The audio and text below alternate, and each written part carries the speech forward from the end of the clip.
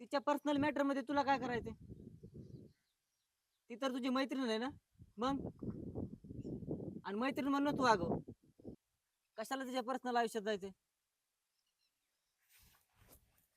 तुला नाही माहित रामल्या, आम्ही रोज किती बोलतो. एक दिवस असा नाही की एकमेकांशी न बोलल्याशिवाय राहू. एक दिवस असा नाही की एकमेकांची खबर न घेतल्याशिवाय राहू. आणि मी तिचा एवढा विचार करतो ना, सतत माझ्या डोक्यात तीच चालू असते.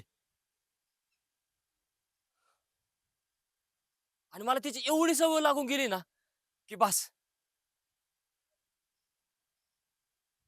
पण काल मला कुठेतरी जाणवलं की ती आतून खूप दुखावली आहे. तिच्या बाबांच्या जाण्याने तिला खूप मोठा धक्का बसलाय. मला नेहमी वाटतं तिला कोणतरी ठेस न पोचाव. मला सारखं वाटतं तिला कोणी वेडवाकडं बोलावं नाही. तिच्याबरोबर असं कोणी वागावं नाही की तिच्या मनाला ठेच पोचल. ती लय हळव्या मनाची आहे र. अरे ती मला एवढ्या गोष्टी सांगते ना, ती तिच्या आईला पण त्या गोष्टी सांगत नसेल जेवढ्या माझ्या बरोबर सांगते. अरे माया, तू तिच्यात गुंतत चाललाय बरं का. एवढा पण गुंतू नको की तिने बोलणं बंद केलं ना तुला त्रास व्हायचा. हे असं काय होणार नाही. एवढा पण नाही विचार करत मी.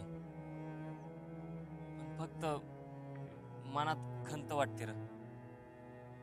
आणि मला नाही आवडणार ते दुसरं कुणाशी बोललेले. मैत्रीचं नातं का आहे ना आहे, तरी पण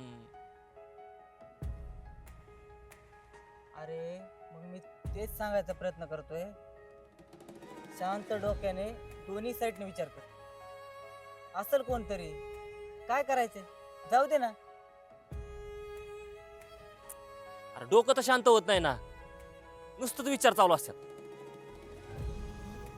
एवढा विचार करशील तर ते डोक्यावरची केस पांढरे होतील. उगा येड्यागत करू नको तू.